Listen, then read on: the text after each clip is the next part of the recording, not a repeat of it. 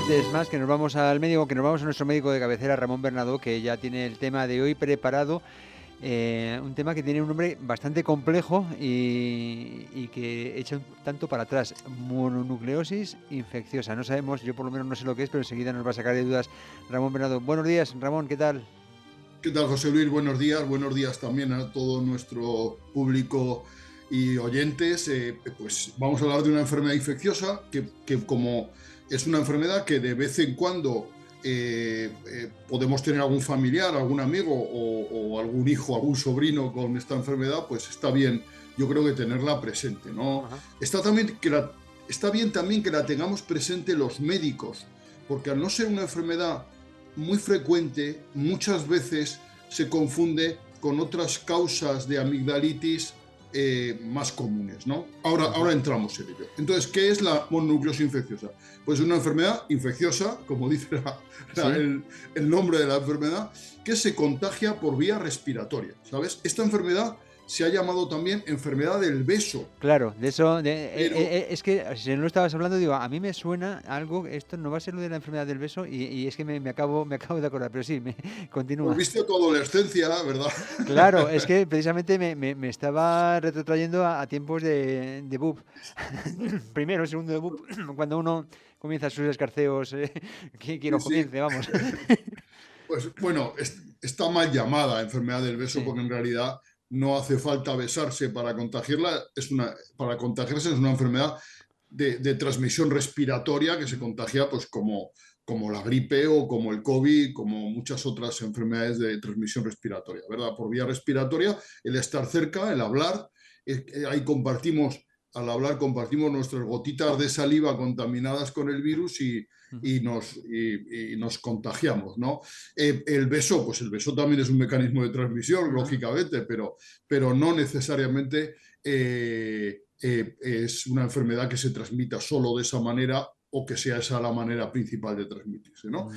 Y es una enfermedad que cursa con fiebre, que es característico, es una enfermedad aguda, de aparición incluso súbita, ¿vale? Que cursa con malestar general y que suele cursar también con inflamación de los ganglios cervicales, en cervicales occipitales y también en la zona de la faringe, ¿vale? Y suele cursar con inflamación faríngea, a veces muy llamativa y muy importante, ¿no?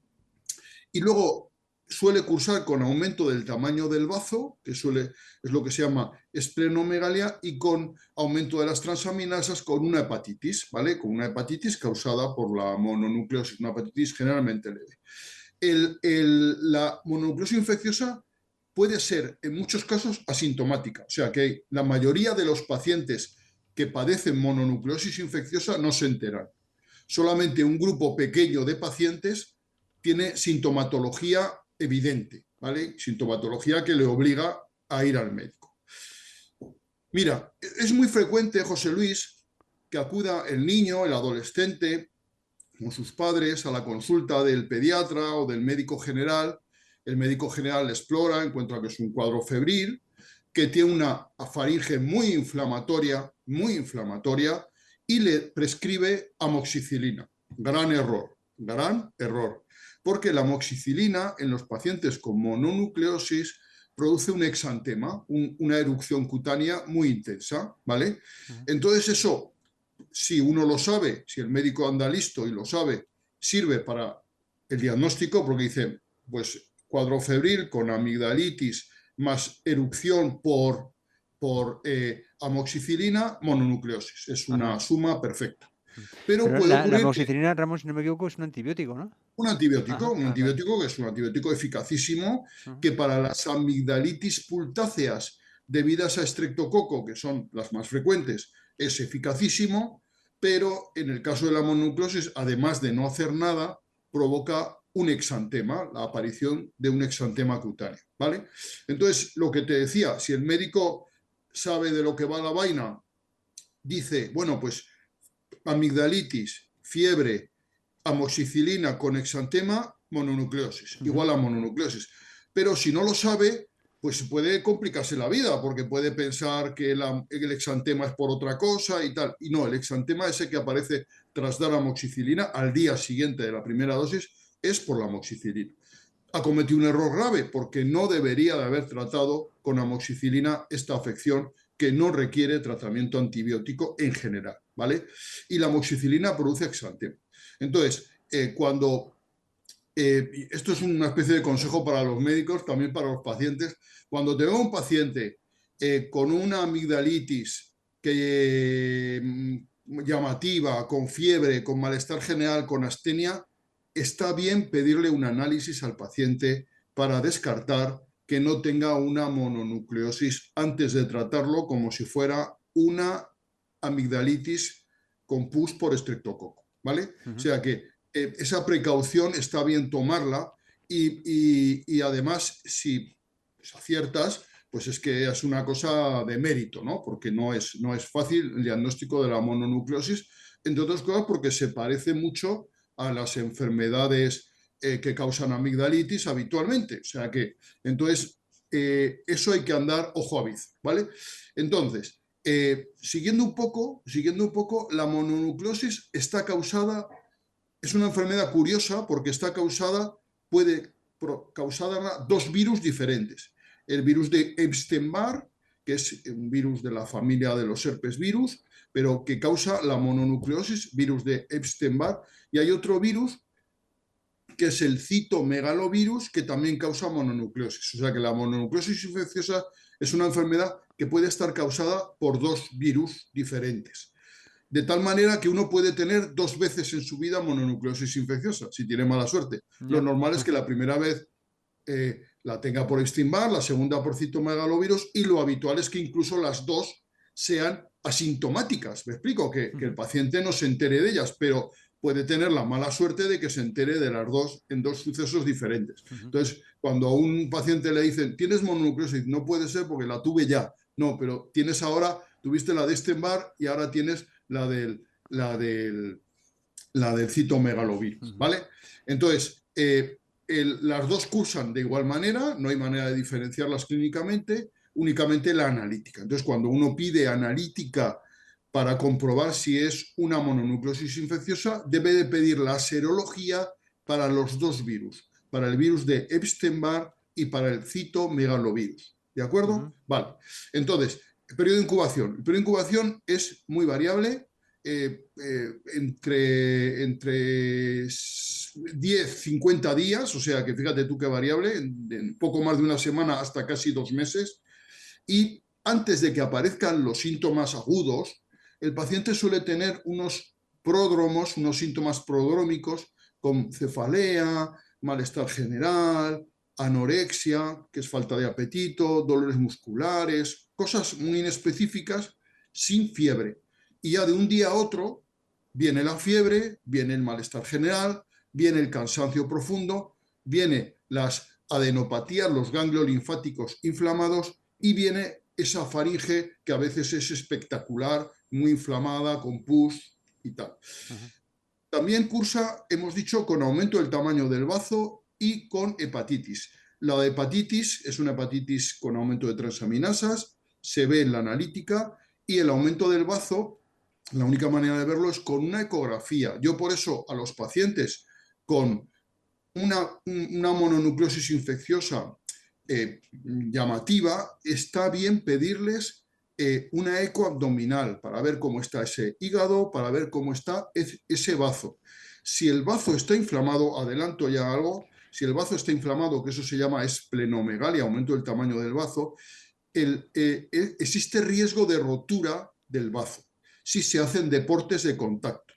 Por eso, los niños que hacen deporte, pues que hacen rugby, que hacen baloncesto, balonmano, fútbol, que son deportes de contacto, ¿vale? No deben de hacer deporte de contacto hasta que se compruebe que el bazo ha vuelto a su tamaño normal. El bazo aumentado de tamaño no debe de realizarse actividad física que suponga contacto. ¿De acuerdo? Importante esto, ¿vale? Que es una cosa que a veces podemos olvidar y que hay que tener en cuenta. En general, la mononucleosis puede, ya hemos dicho, cursar asintomáticamente, con muchos síntomas. Si cursa con muchos síntomas, pues hay que tratar los síntomas, lógicamente. ¿Me explico? Si el paciente tiene la faringe muy inflamada, si está con mucha fiebre, incluso hay pacientes que por la inflamación faríngea pues no pueden tragar, no pueden beber, pues habrá que hospitalizarle, ponerle sueros, lo que haga falta en cada caso, ¿no? Eso es individualizar, porque cada caso es diferente y hay casos que lo van a pasar en casa sin ningún problema, con unos días de fiebre y poco más, y otros casos que pueden estar más graves, que pueden requerir pues asistencia incluso hospitalaria, ¿vale? ¿De Ujú. acuerdo? Entonces, Vamos, que veo que estamos dándonos cuenta que detrás de este nombre, bueno, de estos nombres, el uno tan complejo y el otro tan simpático, ¿no? Como mononucleosis o enfermedad del beso, se esconde una cosa que puede ser, llegar a ser bastante complicada por la cantidad de sintomatología que implica, ¿no? sí, sí, no, no hay que despreciar la mononucleosis, no hay que despreciarla, ¿no? En realidad no hay que despreciar ninguna enfermedad, pero la mononucleosis tampoco, ¿no? Porque efectivamente aparte puede tener complicaciones de las que te quiero hablar. Mira, Ajá. antes te quería decir que siempre se ha dicho que la mononucleosis, cuanto más años tienes, más síntomas sueles tener. Me explico. Es curioso que en niños de menos de un año nunca da síntomas, en niños preescolares da síntomas muy raramente y muy pocos síntomas, y empieza a dar síntomas a partir de los 4 años, y por encima de los 12 suele dar más síntomas. ¿Me explico? O sea que tiene una relación con la edad. A más edad, más síntomas, ¿vale? No necesariamente siempre así, pero suele ser así. Ujú. Y luego sí que decir que la mayoría de los niños se contagian en la edad escolar. Algunos lo pasarán de forma sintomática y otros lo pasarán pues peor, ¿vale? Pero la mayoría se contagian en la edad escolar y se contagian del Epstein-Barr y del citomegalovirus. ¿Sabes? Puede tener uno la mala suerte de infectarse de los dos a la vez, que eso es mala suerte, pero puede ocurrir, ¿vale? En ese caso se pasaría, diríamos, la doble infección a la vez, y no hay datos que eso sea ni más ni menos grave, ¿verdad? Ujú.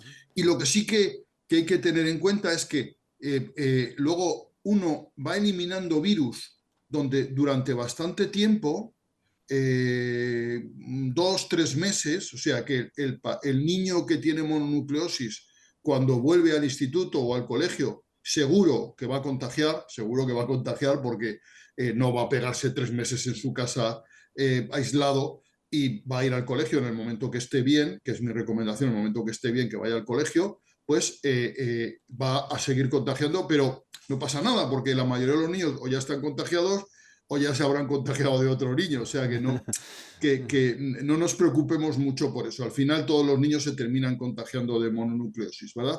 Y de momento no hay vacuna, ¿vale? Que Ujú. podría haberla, que podría ser que dentro de unos años hubiera una vacuna de mononucleosis que cogiera Epstein-Barr y citomegalovirus y se incorporara al calendario vacunal, lo cual estaría estupendo, ¿vale? Ujú.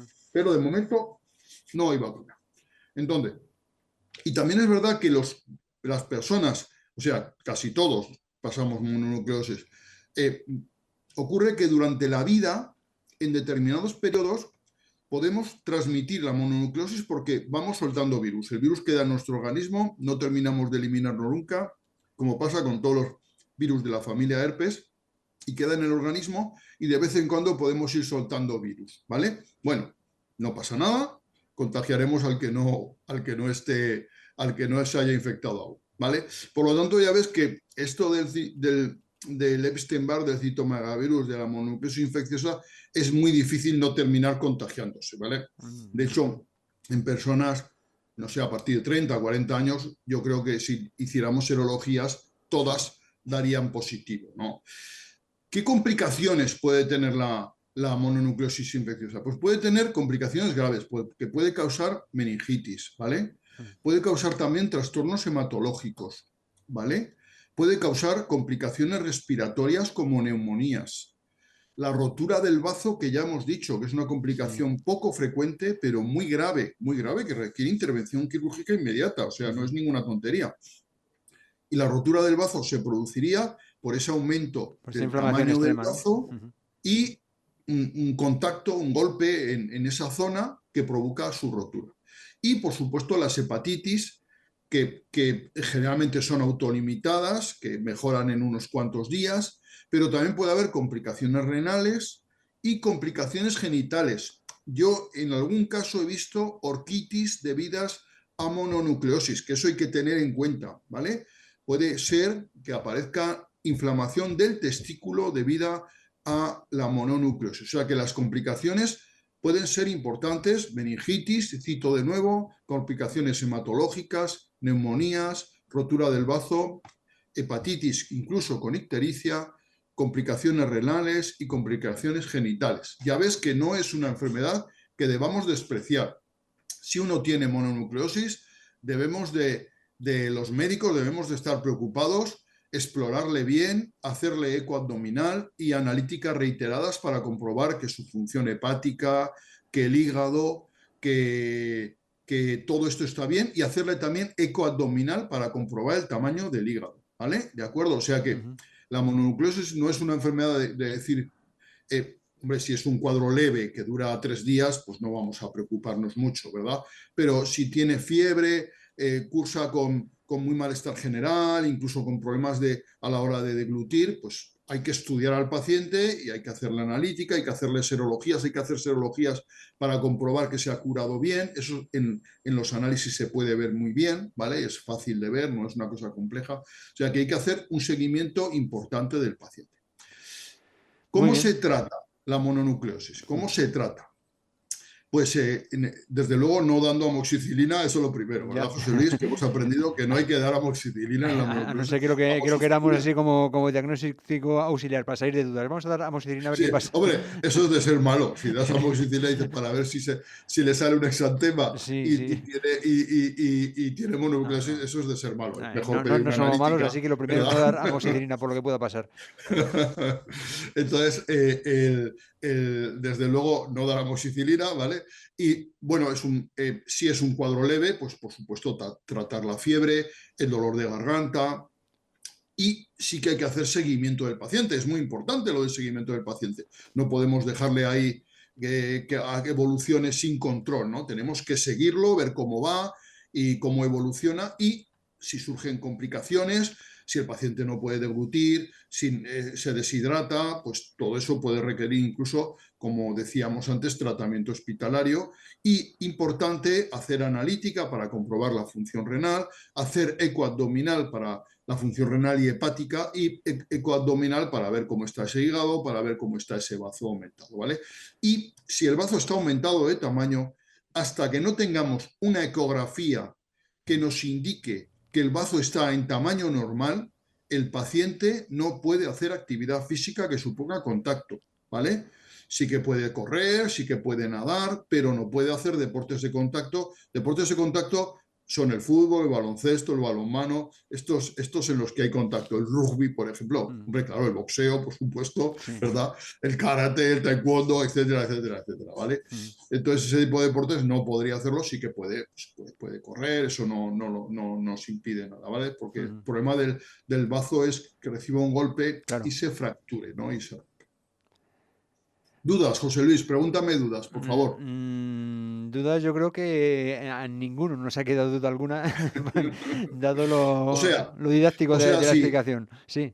a los oyentes que nos oyen, si su nieto, si su hijo, pues tiene de pronto, ha estado unos días pachucho, que no ha estado bien, y Mm, de pronto tiene fiebre alta, que le ha aparecido de pronto con una amigdalitis llamativa, ujú, ganglios aquí en la zona cervical, aquí en la zona de la faringe, ganglios linfáticos inflamados y con malestar general. Si tiene todo esto con mucho cansancio, no está mal sugerirle al médico, dice, podría ser una mononucleosis infecciosa, bueno, eso no está mal, o sea, que me explico. Y el médico, si algún médico nos oye y tal, y seguro que sabe más que yo de la mononucleosis, pero no está mal recordarle que, ojo, que hay que acordarse de la mononucleosis cuando uno tiene ujú.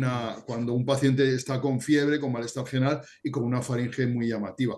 Desde luego, si le has dado amoxicilina o ha tomado amoxicilina y ha salido un exantema, pues bueno, pues ya tiene el diagnóstico, ¿no?